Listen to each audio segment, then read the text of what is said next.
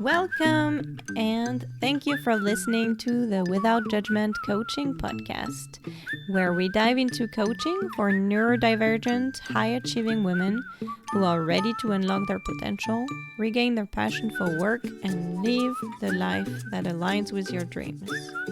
I am Virginie, your host. I'm a life and career coach, and I believe that your career should be more than just a paycheck. In my business, I help my clients who suffer from chronic stress and who feel on the verge of burnout make strong decisions so they can lead the lives they want. Often, it seems like they've got it all on the surface, and yet, inside of them, there is this nagging little voice saying it's not enough. I'm here to share with you all the tips and tools that I've gathered over the years to help you see that you're not alone and that you can be in charge of what's going on in your brain. Tell yourself a different story to change the way you feel and show up in the world. It all starts with our thoughts. And that's good news, because you can choose what you think on purpose. And in each episode, I'll teach you how to be on your side so that you can be successful in your own way.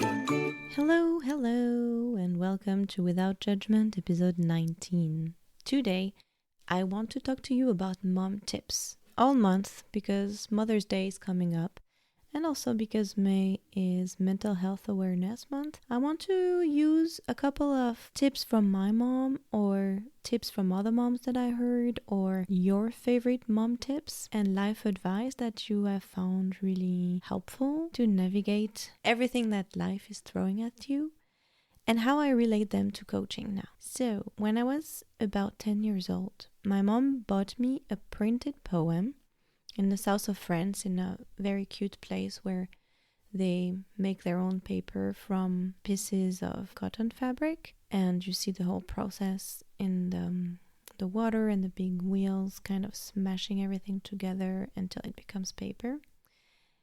Anyway, that's not the point. The point is that the poem was called The Gift of a Smile, and it was hanging in my bathroom, so I would see it every morning when I was getting ready to school. I would see it at night when I was brushing my teeth, and maybe because of that daily repetition, I still remember most of it. And I'm just going to tell you the first line, and it says, "The gift of a smile, it doesn't cost a thing, and it produces a lot." And then it goes on and tells you about all the benefits that one smile can give the person smiling and also the ones receiving it.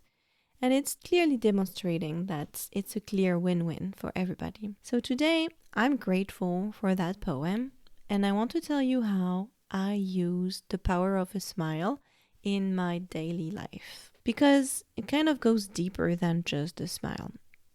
I think it matters how you show up in general in the world, because it is kind of a reflection of how you feel and how you want to present. So the image of what you feel inside and what you think about yourself, everything that's going on in your head basically, is going to be reflected on the outside. And that's important advice, and it can be very subtle. It doesn't need to be always explained with words, but that's what I'm doing for you today. And it's very important to me, as I want to show up in this way in the world for people around me, and also want to pass that kind of advice to my kids. So I think we can all have our own likes and dislikes when it comes to style and the image that we want to put out there. But I believe we can agree that our choices have some kind of consequence, in the term that we can't deny that the way we show up, the way we dress, the way we smile or not smile are going to have an impact on the people and the interactions that we have with other people in our day. So what I do is I kind of challenge myself, especially on days when I feel a bit stressed out, maybe driving my kids to and from school or to another activity, or when I'm running late to a meeting, or even if I'm not running late, but I'm just like really focused on what I'm going to do, and it kind of brings up a certain level of focus, and sometimes not necessarily anxiety, but a special way of thinking about it that can make me very serious. And in those moments, I try to remember the power of the smile. And it doesn't have to be very big, it doesn't have to look or feel fake, even if it's not coming naturally. You can think of maybe the Mona Lisa smile or the Buddha if it helps you, because I like those as they feel very calm and full of serenity. So what I try to keep in mind is I have nothing to lose by smiling in my car or wherever, if people are looking or not looking at me. And even if it feels a little weird, I say, let's smile more. That's my advice or my little mom's tip for the day. And just like coaching, I think smiling intentionally, even when you don't feel like it, will help shift your perspective and reconsider really what's happening. What is in your control, what is not in your control, and what you would like the outcome to be.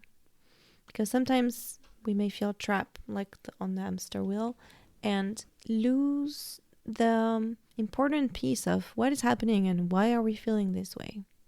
And life is always going to be 50-50. I'm not going to tell you that you're going to feel or that you should feel amazing all the time.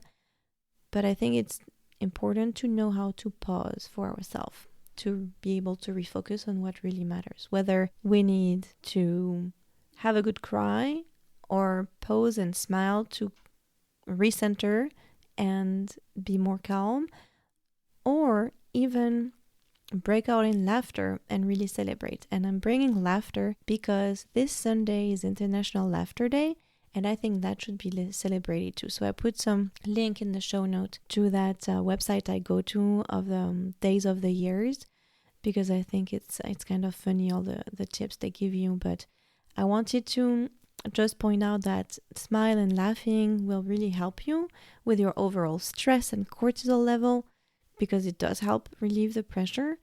It will also help you physically, like it can help build some kind of abdominal muscles because of the way you're contracting those belly muscles when you're laughing.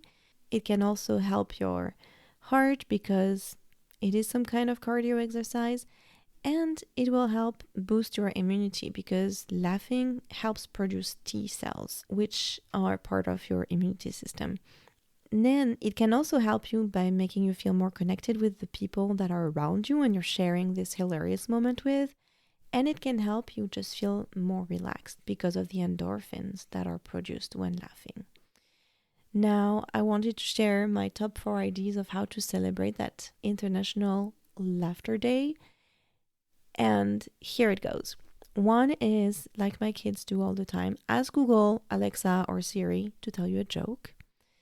Another idea is to go to a comedy club maybe. Or maybe you can just watch a show, like your favorite comedy on Netflix or on Prime or wherever you can rent a DVD old style from your library or something. Or something I read on the website was how to create a jar filled with jokes on little paper so that you can read them at the dinner table. And I thought that was a really, really cool idea. Or you can just create a notebook or notes on your phone and record a bunch of jokes that you really like. And last idea that I wanted to share with you is that there are even laughter clubs, like there are places that have you throw or break a bunch of things to kind of have a safe space to express your anger. And they also have laughter clubs where you are just learning, not really learning how to laugh, but like pushing yourself to laugh more, just as an exercise, like you would go and take an acting class. And it really helps with your mood. It helps with a lot of things, as I've already told you before. So now I'm going to wish you an amazing weekend. And I want to thank you again for listening. And I hope that you will share with me one of the fun ways that you used to celebrate smile and laughing in your life. I'll talk to you next week. Bye-bye. Thank you for listening today. If you like what you heard, you have to go to the website without-judgment-coaching.com and click on the link to book a free 30-minute discovery call with me. I will show you how to reframe the stories going on in your head to serve you and get everything you want, whether it's a new job, a new hobby, or new relationships. Together we can decide if and how I can help you become your best advocate to live the life that you want. I can't wait to see you.